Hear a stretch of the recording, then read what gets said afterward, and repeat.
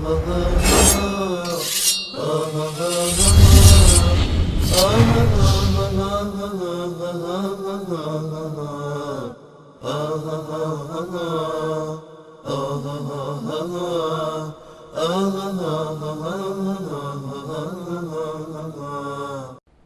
سلام علیکم، بفرمایید. الو سلام علیکم. علیکم السلام و رحمت الله و برکاته. سلامت باشید. قربان شما. من یه لحظه صدای تلویزیون کم کنم. بفرمایید. الو اصلا عرضم حضورتون که من می‌خواستم این دفعه حالا آخر دیگه وقتمون شد با اینکه خیلی سخت بود تماس بگیرم. آقا فریبرز در مورد سلیم ابن قیس مشکلتون حل شد یا نه؟ نه آقای حفیظی اجازه بده.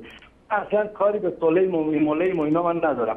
من فقط یه لحظه در دلایلی که خودم تو تحقیق کردم، مثلا در مورد چیزی در حدود 1-2 سال که مطالعه کردم، تحقیق کردم، دلایل خودم میخوام بیارم که چرا من نظر شما رو نمیپذیرم و دوستانتون رو. خب میخوام یه بحث دوستانه کنیم که حدود زیادم وقت نمیبره. شاید کل دلایلی که من بیارم 5 دقیقه نباشه. خب من چون تماس گذشته شما در مورد این بود که سلیم ابن قیس را قزوینی گفته که فقط در کتاب غزائری در موردش صحبت شده، که ما نشون دادیم که در 3-4 مصدر دیگه هم صحبت شده در مورد ایشون، و ثانیاً جزء اصول حدیث است، جزء اصول علم حدیث است در نزد شیعه که وقتی که یک راوی رو کسی بیاد جرحش بکنه، این جرح دارای به اصطلاح قبولیت خواهد بود، و ولو اینکه بیاد علمای دیگر جرح و تعدیل بیان این رو به اصطلاح تعدیل بکنن، اما اگر یک نفر اومد از علمای رجال اومد این رو جرح کرد، این قابل اعتبار است. حالا شما درست فرمودید یا قزوینی، من نمیدونم. ببینید در حد اون اطلاعاتی که بنده داشتم خب که همون بحث ابن غزائری شد و بعدش من گفتم ایشون که گفتن که نجاشی و نمیدونم مجلسی و 1-2 نفر دیگه قبول دارن سلیم ابن قیس، و من رو اون حساب گفتم، ولی اینکه ریفرنس های دیگه شما نشون دادید که از مفید و بقیه قبول ندارن سلیمو، اونا رو من نمیدونستم، خب خبر نداشتم.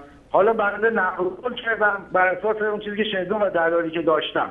بعدش هم دیگه نرفتم حالا تحقیق کنم ببینم که حالا کلا اجماع به چه صورته. الانم مردانه بگم نمیتونم نظر بدم. خب چون این مسئله علمی خیلی تخصصی در حد اون اطلاعاتی داشتم گفتم اون منصفانه بگم. حالا بعداً اگه بنده اطلاعات بیشتری تو زمینه کسب کردم، یاد گرفتم، خب چه یه وقت زمینه ما بحث می‌کنیم زمینه. ولی الان من یه اصلا صحبت کلی دیگه دارم. بفهمید. در رابطه با این که چرا مثلا نمیتونم دلایل شما بگم. من الان توضیح میدم خدمتتون. بفرمایید. فقط اجازه بدید که من کامل بگم این کلام منعقد بشه، بعد من دیگه ساکت میشم، صحبت نمی‌کنم. ببینید من بررسی کردم آقای انصاری. البته یه گله بذار کنم قبل دیگه بگم. دفعه قبل صحبت می‌کردیم با هم صدا شما اصلا نمی‌اومد، خیلی ضعیف. 1-2 جا به من مثلا یه توهین مهالت کردین، یه بار گفتی فریبرز گرامی، یه بار گفتی داری نشخوار میکنی، من ازت ناراحتم خب و توهین کردی که من به خاطر همین الان دیگه من دیگه نمیخوام بیشتر از این موضوع بشم. گفتم بذار یه بار با هم صحبت کنیم. این گله رو من ازت دارم، گفتم بگم یادم نره.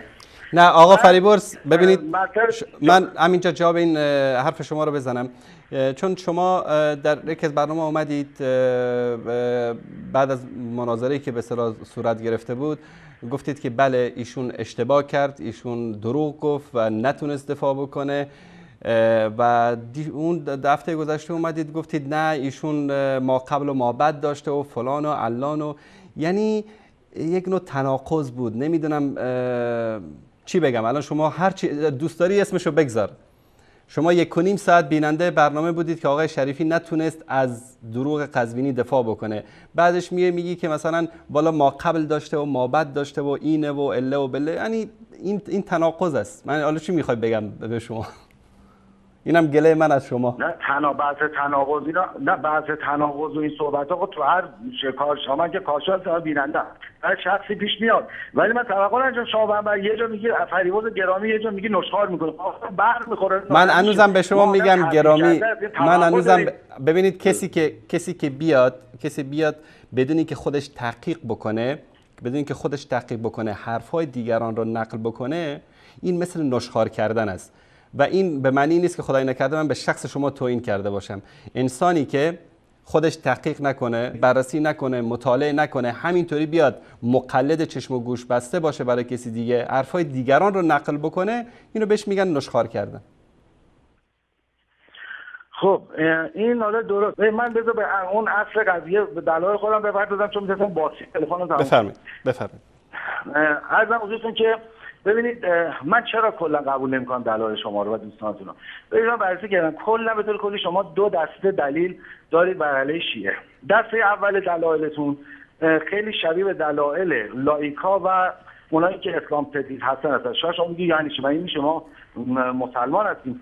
ببینید مثلا شما میگید که مگر میشود پیغمبر در قبر بشنود، مگر میشود یا چیز شبیه به این. لایک هم میاد میگه مگر میشود پیغمبر در قبر بشنود یا سوار بر استری بشود در معراج استر مثلا پرواز کنه. خب اینا از جنس استدلال عقلی مبتنی بر علوم تجربیه. خب اگر قرار باشه دلیل شما درست باشه بس دلیل اون لایک هم چی درسته. خب طرف راه میفته میره دنبال لایک میشه. ولی شما در جواب و پاسخ من اینو خواهید گفت 100% که آقای فریبرز ما اینجوری دلیل نمیاریم. الو؟ بله. الو؟ بله میشنم. شما میگید ما اینجوری دلیل نخواهیم آورد. ما دلیل اصلیمون اینه که شیعه باید اعتقاداتش منطبق باشد بر نقل صحیح و آیات قرآن. خب ما اصلا گیرمون به شیعه اینه. در اینجا من نمیتونم بپذیرم. چرا؟ ببینید شیعه اعتقاد خودش رو بر اساس تفاسیر خودش و منقولات خودش داره. خب و شما بر اساس تفاسیر خودش، سنی صوفی بر اساس نقل خودش، سنی سلفی نقل خودش، سنی شیعه نقل خودش و تا آخر. خب حالا شما میگه من قبول ندارم شما یه مش راویان یه مش قلاتن فلان بهمانن. آقا ما هم میگه ما آقا قبول نمی‌کنیم، بخاری رو قبول نمی‌کنیم، بخاری مثلا بر اساس حب و بغض به فلان راوی میگفت قالی رافضی اون یکی رو قبول می‌کرد این نمی‌کرده، یا مثلا ابو هریره فلان یا ذهبی بر اساس تعصب خودش مثلا همون مثالی قبلا زدم، یا ابن کثیر مثلا گفت ان شاءالله فلانی مثلا رافضی نباشه. خب ما مثلا یعنی مثلا شیعه کارشناساش میگه از این دلایل ایرادات چی بگیرن، یعنی در نهایت امر ریفرنسنگر قبول نمی‌کنن. خب و پس به نهایت مجموع اگر شیعه، من حالا مصداقی صحبت کنم در توسط، اگر یک مورد فقط پیدا کنه از ابن حجر هیثمی یا چه میدونم سبکی یا فلانی که آقا توسط قبر پیغمبر قبول داشته، همون برای 1000 سالش کفایت میکنه، دیگه لزومی نداره بپذیره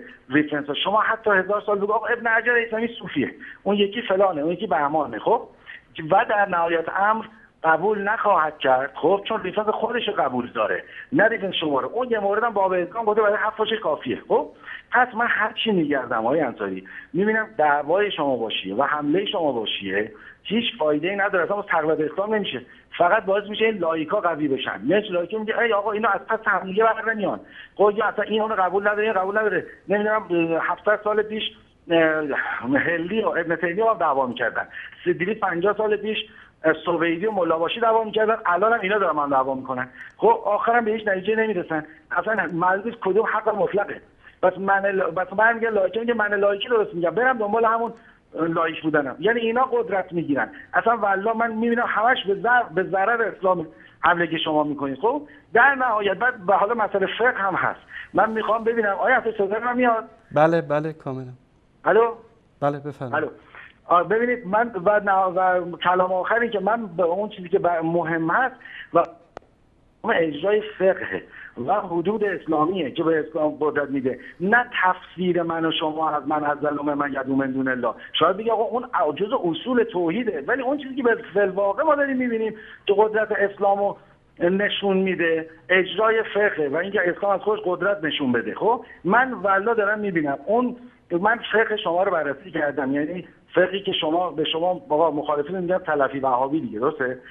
من بررسی کردم دیدم آقا فقه شما خیلی سختگیرانه است و اصلا بخواد اجرا بشه.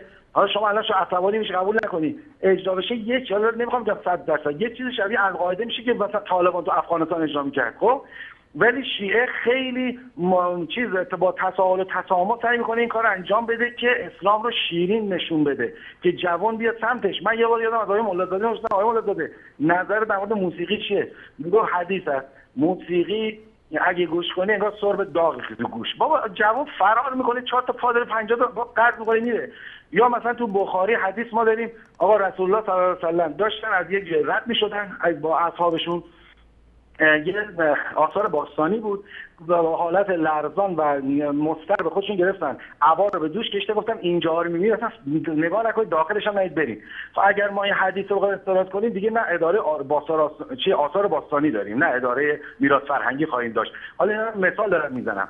خب و از این موارد در زیاده. خب من میگم بابا این شیعه که داره یه جوری اسلام قشنگ نشون میده، راحت‌تر نشون میده، در توانش در مثلا در داخل عرض میکنم که جوان‌ها گرایش پیدا کنن. خب آقا چرا به همه این دلایلی که من گفتم چرا آقا من باید مثلا عقیده شما رو قبول کنم؟ خب همین رو شیعه بودن خودم وای میستم محکم میبینم آقا به درد میخوره، به درد اسلام میخوره، یه چهره خوبی نشون میده. با اون دلایل اول آوردم. این یعنی همه جمع میکنم هم رو شیعه خودم من پرقدرت وایستم کافیه. به خاطر همین آقای انصاری من شما مثلا قبول نمیکنم. حالا 1000 سال مثلا بیاین بگیم آقا نمیدونم این ریفرنس اینو گفت شیعه اینجا غلط گفت، اون نمیدونم اینجا اینو گفت اونجا فلان، این بحثا که شما همیشه 1000 بار با هم میکنید. متوجه شدین آقای انصاری دلیلش چیه؟ حالا من حرفام تموم شد.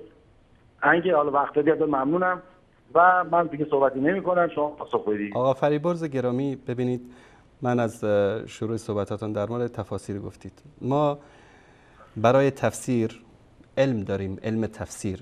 این نیست که هر کس بیاد بر اساس هوا و هوس خودش قرآن رو تفسیر بکنه. ما تفسیر قرآن به قرآن داریم. آیات الهی رو خود قرآن تفسیر کرده. آیه اومده در سوره حمد تفسیرش هست مثلا در سوره مائده، آیه اومده در سوره بقره تفسیرش هست مثلا در فلان سوره. تفسیر قرآن به حدیث داریم. رسول الله صلی الله علیه و آله و سلم قرآن کریم رو تفسیر کردن، آیه نازل شده، رسول الله صلی الله علیه و سلم در موردش توضیح دادن. خارج از این اقوال علما که هست، یک مفسر اومده فلان جا قرآن و فلان بر اساس فهم و درک خودش تفسیر کرده، ما ملزم به این نیستیم که تفسیرش رو قبول بکنیم. مثل که تفاسیر شیعه پر از این خزعبلاتی که بارها ما اینجا نشون دادیم. من که شما میگید به عنوان یک شیعه اهل بیت یک کمی سرچ بکنید، جستجو بکنید، چون فردا روز قیامت از شما بازخواست میشه در این مورد. ما اگر تفسیر داریم میگیم که این تفسیر قرآن به ما از رسول الله صلی الله علیه و سلم رسیده. شما هیچ تفسیری از اهل بیت رسول الله صلی الله علیه و سلم ندارید. آنچه که به نام تفسیر قرآن به شما رسیده همه از اقوال قومی است و فلان است و این است و اون است. جدیداً مکارم شیرازی که تفسیر نمونه رو ساخته، اینم تفاسیر اهل سنت رو جمع کرده، ازش کپی برداری کرده، چیز جدیدی از پیش خودش نیورده. در مورد علم حدیث که من بخاری این گفته فلان این گفته، شما هم احادیث خراب دارید و هیثمی فلان گفته. ببینید ما علم حدیث داریم، ما تفسیری از تعریفی از حدیث صحیح داریم. حدیث صحیح در نزد ما حدیثی است که دارای یک سری شروط داشته باشه. شما در شیعه هیچ تعریفی از حدیث صحیح ندارید. اگر دارید آقای فریبرز، من الان وقت در خدمت شما، بفرمایید یک تعریفی از حدیث صحیح بیارید که من حدیث شما رو که مثلا در کافی است، در مجلسی است، در فلان است، بیارم در این قالب بندازم، طبق این معیار بسنجم. چون اگر علم حدیث نبود هر کسی میومد حرف میزد. شما میتونستی از حدیث بسازی، منم میتونستم حدیث بسازم، فلان و علانم میتونست حدیث بسازه. چون در مذهب شما تعریفی از حدیث صحیح وجود نداره. مجلسی برای خودش حدیث ساخته، کلینی برای خودش حدیث ساخته، زراره برای خودش حدیث ساخته، هر کدوم مفید برای خودش حدیث ساخته. چون که هیچ تعریفی هم برای حدیث صحیح ندارید. قزوینی هم میگه این بحث اجتهادی است. حدیث رو که قزوینی میگه صحیح هست، مکارم شیرازی میگه ضعیف است، اونی که خویی میگه صحیح است، قزوینی میگه دروغ است. یک شلغم شوربای برای خودشون درست کردن. اهل سنت میگه هیثمی این روایت رو آورده، جدول میندازن که آیا این روایت طبق علم حدیثی که در نزد اهل سنت وجود داره صحیح هست یا نیست. صحیح بود قبولش میکنن بر روی چشم، اطیع الله و اطیع الرسول. اگر که طبق این جدول، طبق این تعریف حدیث صحیح که از زمانی که علم حدیث اومده تا الان اهل سنت بهش و تا روز قیامت عمل خواهند کرد، اگر طبق این معیار این حدیث درست در نیامد، میندازنش تو سطل آشغال، ولو که حرف هر کسی باشه، میخواد هیثمی باشه، میخواد ابن حجر باشه، میخواد ذهبی باشه، هر کسی که میخواد باشه. وقتی که طبق این معیار فرمودید در مورد فقه، ما در فقه هیچ مشکلی نداریم. ببینید اهل سنت در طول تاریخ، شافعی، مالکی، حنبلی، زیدیا، ظاهریا و مذاهب فقهی در بین خود مذهب احناف، در بین خود احناف مذهب امام ابو یوسف است، مذهب امام احمد است، مذهب فلان است، هر کدومشون خودشون مذهب خاص خودشون. این 4 مذهب به خاطر این تبارز کرد که شاگردانشون اینها رو تبارز دادن و الا کسانی بودن که از امام ابو حنیفه بزرگتر، از امام احمد هم بزرگتر بودن، اما مذاهبشون امروز در بین مسلمان ها وجود نداره چون که کار نشد روی این مذاهب. مثلا به طور مثال بگم شما 10 مرجع تقلید دارید، یکی مثل خمینی روش کار شده، بزرگ جلوه میکنه، بقیه از خمینی اعلمتر و داناتر و فهمیده‌تر بودن اما هیچ کس ذکرشون نمیکنه چون خمینی رو شاگردانش بزرگ کردن. حالا این قیاس مع فارق بود، خمینی کجا و اونا کجا، من مثال زدم که متوجه این حرف بشید. ما اهل سنت در طول تاریخ در همین ایران شافعی هست، در همین ایران حنفی هست، در همین ایران سلفی هست، مثل برادر با هم دیگه دارن زندگی میکنن. تا بالا دیدید که یک شافعی رفته باشه حنفی رو کشته باشه، یک حنفی. در همین ختم بخاری در زایدان میبینید که علمای شوافع از جنوب ایران میان در اونجا سخنرانی میکنن، در مدارس دینی شوافع در جنوب میرن علمای احناف سخنرانی میکنن، کسی هم کاری به کارشون نداره. در طول تاریخ این بوده و تا قیامت هم خواهد بود. ما در مشکل فقهی نیست، در حالی که مذهب مالکی دستباز نماز میخونه، مذهب حنفی و شافعی و حنبلی دستبسته نماز میخونن. یعنی مشکل من و تو مشکل دست بستن و دستباز نماز خوندن، یا مشکل نمیدونم قنوت خوندن و نخوندن، یا مشکل اینطوری نشستن اونطوری دست بستن، این مسائل نیست. مشکل من و تو مشکل اعتقادی است. اصلا اسلام اومد که عقیده مردم رو درست بکنه. ببینید شما وقتی بگردید در آیات مکی، همه هم و غم رسول الله صلی الله علیه و سلم در مکه مکرمه این بود که به مردم بگه که قولوا لا اله الا الله تفلحوا. اول نیومد بگه ای مردم بیاید نماز بخونید، ای مردم بیاید روزه بگیرید، ای مردم بیاید حج بکنید. اصلا نماز و روزه و زکات و حج در اوایل اصلا فرض نشد. اصلا تا موقعی که مسلمان‌ها در مدینه اومده بودن حجاب فرض نشده بود. خیلی از مسائل پیش پا افتاده فقهی اصلا بهش اهمیت نمیدادن در دوران مکی. همه هم و غم مردم و رسول الله صلی الله علیه و سلم این بود که مردم بگن که لا اله الا الله، مردم رو از شرک و بت پرستی. چون وقتی که من عقیدم درست بشه در مسائل فقهی و اختلافات فقهی هر چی میخوای اختلاف داشته باش، چون اصل مشکل نداریم، هیچ مشکلی با هم دیگه نخواهیم داشت. ما با شما در اصل مشکل داریم. ببین در مورد آثار باستانی گفتید، این سعی کنید خلط نکنید بین موضوع. این حدیثی که اومده در مورد منطقی است که در اونجا قوم لوط عذاب الله سبحانه و تعالی در اونجا نازل شده بود. رسول الله صلی الله علیه و سلم گفتن از اینجا عبور بکنید، اینجا وای نستید، چون منطقی بود که در اونجا آثار عذاب الهی بود و هنوزم در مدائن صالح در عربستان سعودی است، میتونید ببینید. اصلا بری اونجا وحشت میکنی، قصرهاشون، خونه‌هاشون همونطوری که بوده هست. در جایی که عذاب الهی نازل شده از اونجا گفتن که همینطوری بگذرید و در اونجا وای نستید. کسی نگفته که آثار باستانی رو برید خراب بکنید. ما مسائل زیادی رو مسئله توسل. ببین در مسئله توسل ابن حجر هیثمی چی گفته، فلان چی گفته، علان چی گفته، ما میگیم قرآن چی گفته.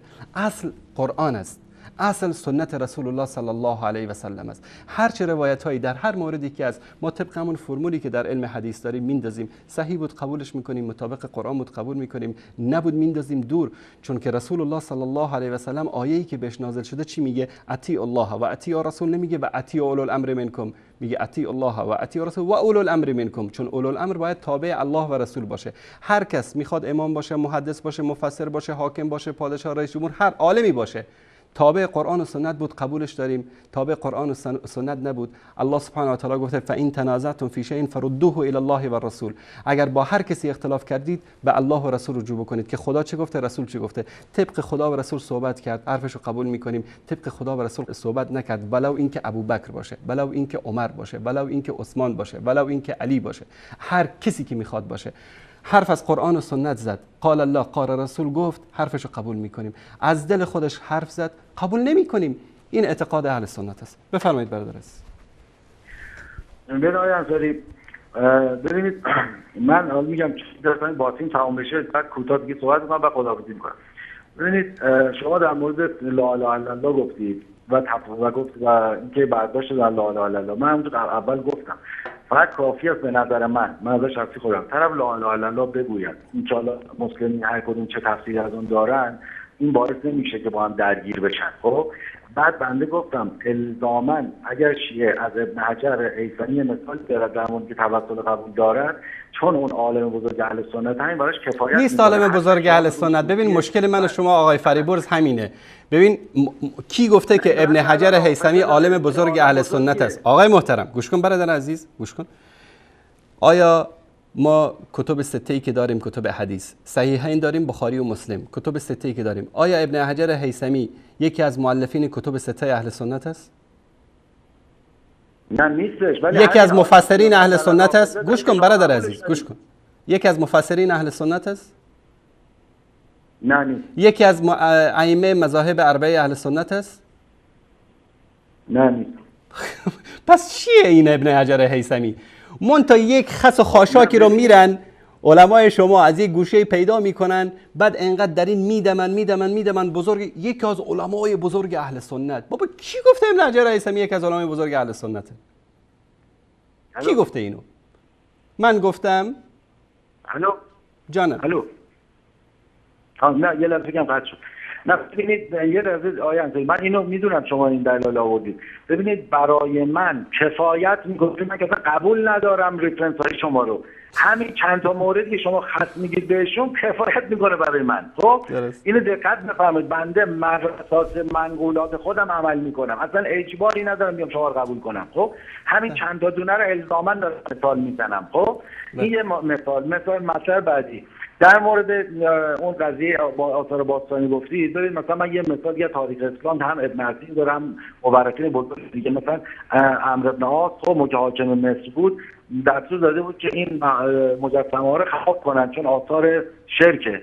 بعد با بیل و کلنگ افتادن به جان اونا، خب نمیشد، مثل الان نبود که دینامیت بده خرج کنی. خب ول کردن رفت. همین کار داعش با موزه تو عراق انجام داد، مجسمه ها رو خراب کرد، القاعده خنجبود و سرخبود تو عربستان تو افغانستان منفجر کرد. خب ببینید این یه مثال. خب اینا گوش کنید برادر عزیز گرامی، این ربطی به اصل بحث ما نداره که شما بحثتون کلا رو قضیه دلایل ما و مذهب اهل سنت بود. این ربطی نداره، این اجتهاد شخصی هر کسی است. حالا طالبا اومدن بتای بامیان رو خراب کردن، فلانی اومد داعش اومد فلان رو خراب کرد.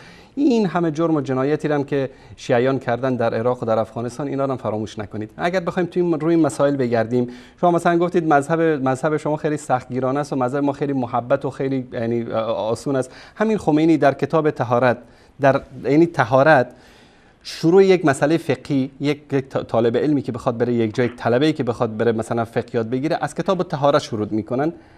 یعنی از مسئله وضو و استنجا و این غسل و این مسائل شروع میشه. در کتاب طهاره خمینی غیر از شیعه همه مسلمان ها رو نجس تر از خوک و خرس میدونه. این چه دین آسانگیرانه ای است. به خاطر همین فتاوایی است که امروز در عراق اهل سنت رو میکشن، در سوریه میکشن، در ایران حکومت شما داره میکشه، در افغانستان کشتن، در پاکستان دارن میکشن. اصلا داعش چرا به وجود اومد؟ داعش بعد چرا صدامی که این همه ظالم بود، این همه ستمگر بود، در زمان صدام یک شیعه بیگناه رو نکشتن، یک شیعه بیگناه رو اعدام نکردن؟ شما رو به خدا آقای فریبرز، این صدامی که میشنم صدای شما رو، این صدامی که این همه جنایتکار بود در عراق یک شیعه بیگناه رو نکشته. متوجه هستید؟ به خاطر کشتن 148 نفر در دوجیل که صدام اونجا برای یک ملاقاتی رفته بود بهش حمله کردن، به خاطر 148 نفر صدام رو اعدام کردن. بعد از اینکه عراق سقوط کرد به دست شیعیان با کمک آمریکا 7-8 میلیون نفر کشته و زخمی دادن اهل سنت. چقدر مساجدشون خراب شد. بیش از 2000 امام مسجد و عالم دین اهل سنت را اعدام کردن. بر اساس همین فتاوای خمینی و خویی و کتابای شما که هست که غیر از خودتون همه رو کافر میدونید. در کدوم کتب اهل سنت غیر از خودشون بقیه رو کافر دونستن؟ حتی همین که اهل سنت میگن که هر کسی که لا اله الا الله بگه داخل جنت میشه، ولکن بهش عمل بکنه. نه ببینید ما در کتب شما حالا نمیخوام وارد بحث بشم، ما در کتب شما داریم، شما حدیث قبول نمی‌کنید. اگر خلیفه اول دوم اگه انکار کنه امامتشون رو، امامت در نظر شما انکار کنه کافره. ما داریم اینو، شما خب قبول نمی‌کنید دیگه. در ریفرنساتون هست. ببین حالا من مخلص کلام بگم، من نظرم اینه، یه وقت همه گرفتین و شما گرفته نشه. ببینید من نظرم اینه، مسلمی بر روی لا اله الا الله اتفاق کنن. خب دیگه اینقدر نیان به حمله کنن سر تفسیر اینجور مطالب و هم دیگه رو مثلا مشرک بدونن فلان اینها. اون اجرای اسلام و قربان کردن اون و فکر کردن که به چه صورت میشه این کار انجام داد، چه شیعه چه سنی، این ارزش داره، نه اینکه حمله بشه به شیعه که نمیدونم تو مشرکی فلانی بهمانی. من نظرم اینه اینا هیچ فایده ای نخواهد داشت جز ردمندتر شدن لایکا. بیای انصاری من بحثت نمیگیرم، وقت بقیه هم نمیگیرم، من دیگه صحبت ندارم. من از شما خداحافظی میکنم چون میذارم این باتریم تموم شد. تشکر از شما. خدا نگهدارتون. قربان خدا. آه